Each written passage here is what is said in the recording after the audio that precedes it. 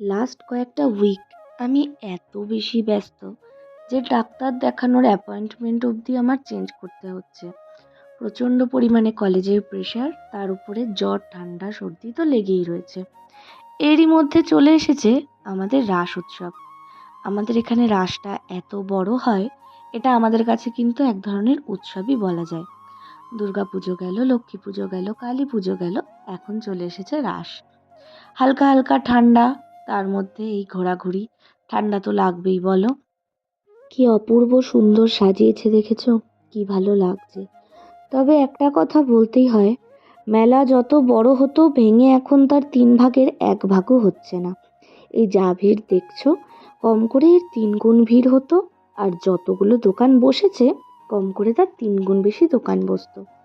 আজ সন্ধ্যা থেকেই একজন সিঙ্গার অনেক রকমের মেলোডি সং শোনাচ্ছিল।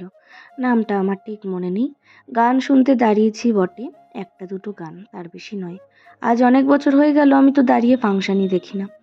বেরোলাম, এই যে আমাদের গ্রুপ দেখে নিলে, খেয়ে নিলাম একটু ফুচকা, তারপরে বাদামের দোকান, জিলেপির দোকান, হরেক মাল 10 টাকা, সব দোকান ঘুরতে ঘুরতে পৌঁছে গেছি বেলুন ফাটানোর দোকানে।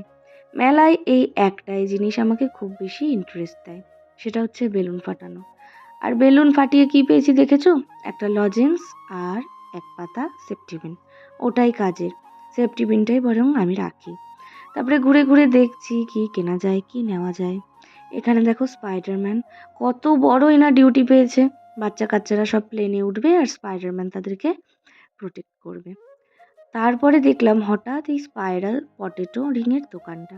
নিয়ে নিলাম একটা স্পাইরাল পটেটো। খেতে কিন্তু বেশ ভালো ছিল। মানে আমাদের এই এলাকায় 40 টাকার হিসাব যথেষ্ট ভালো, যেটা বলতেই হয়। আর এই মোমো একদম ভালো ছিল না। সত্যি বলতে দোষ কোথায়? টাকা দিয়ে কিনে খাচ্ছি, যদি খেতেও না ভালো লাগে। মুখের ওপর বলিনি, এখন ভিডিওতে বলছি।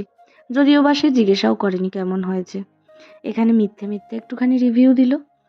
এবার মেলায় আমি এই বেলুনগুলো কিনবই কিনবো। প্রতিবার দেখি, প্রতিবার চলে যায়, কোনোবার কেনা হয় না। তারপরে এই বড় কানেরের দোকানটায় চলে গেলাম। এইবার আমরা যাচ্ছি, আমাদের এখানে একটা নতুন রেস্টুরেন্ট হয়েছে সেটাতে খেতে। মাল্টি কুইজিন মতন করেছে। দেখা যাক গিয়ে বিরিয়ানি পাওয়া যায় কিনা। দুর্ভাগ্যবশত সেখানে তো বিরিয়ানি পাইনি। তাই আর একটা দোকান থেকে অল্প করে এই ঝেলো বিরিয়ানি খেয়ে চলে গেলাম বাড়ি।